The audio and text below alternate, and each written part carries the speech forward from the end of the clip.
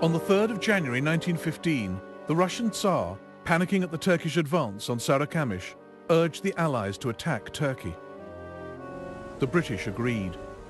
This is one of the greatest campaigns in history. Think what Constantinople is to the east. It is more than London, Paris and Berlin, all rolled into one, are to the west.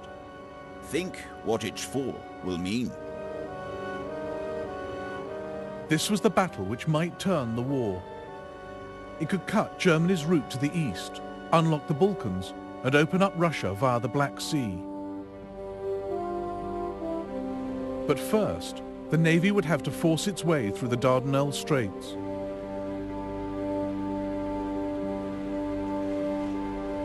The French insisted on being involved, not wanting the British to dominate the Mediterranean. On the 18th of March 1915, a combined French and British fleet attacked the Straits. The flagship was hit by a large number of high-caliber shells. A turret was put out of action, and all its crew killed. The flames didn't spare anything. Our young men, a few minutes earlier so alert and courageous, were all skeletons lying on the bare steel, blackened, carbonized.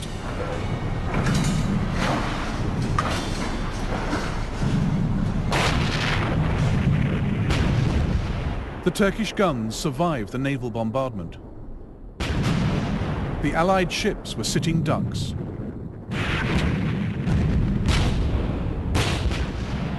I told the battery commander, Rafat Bey, to increase fire.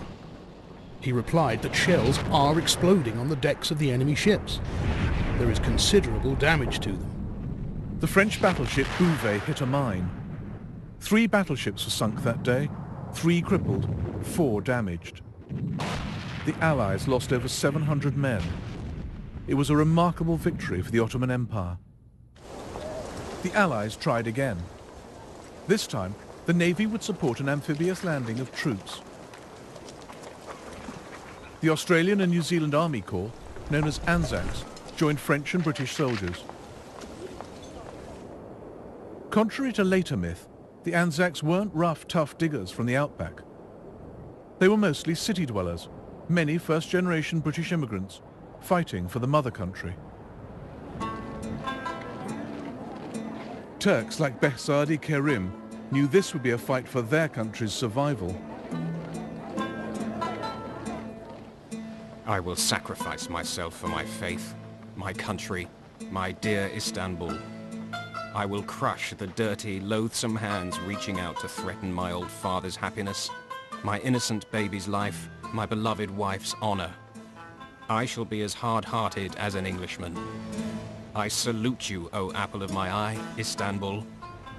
Those who are about to die bid you farewell.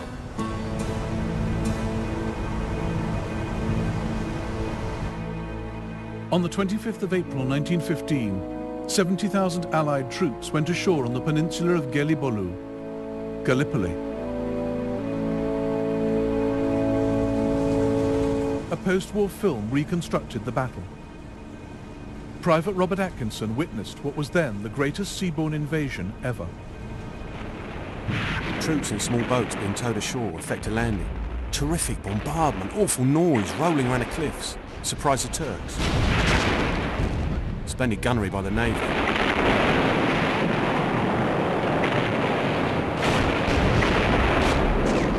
Awe-inspiring scene. My first experience of battle.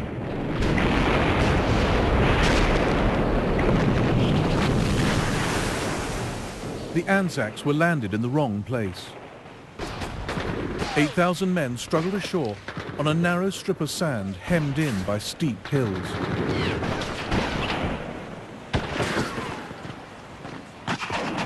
The men christened it Anzac Cove. The Turks welcomed us with shrapnel and sprayed up the sea all about us, but very few of us got hit. There didn't seem much organisation on the shore. In fact, it was disorganisation. Breaking out of Anzac Cove, the casualties soared. New Zealander William Malone blamed the folly and incompetence of Australian officers. Colonel Braun had no defensive position, no plan. Nothing but a murderous notion that the only thing to do was to plunge troops out of the neck of the ridge into the jungle beyond.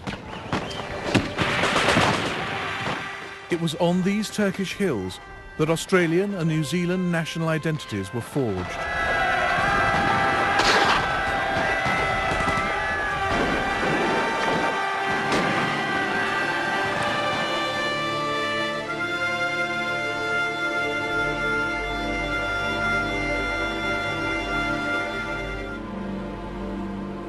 We were singing "This Bit of the World Belongs to Us."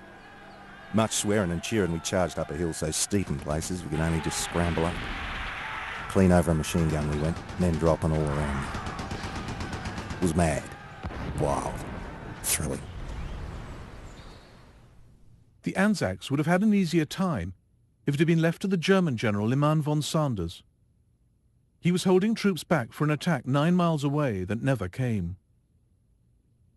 But a 34-year-old Turkish officer, Mustafa Kemal, climbed the peak of Çanak Bayır and saw the Anzac troops approaching and his own men fleeing.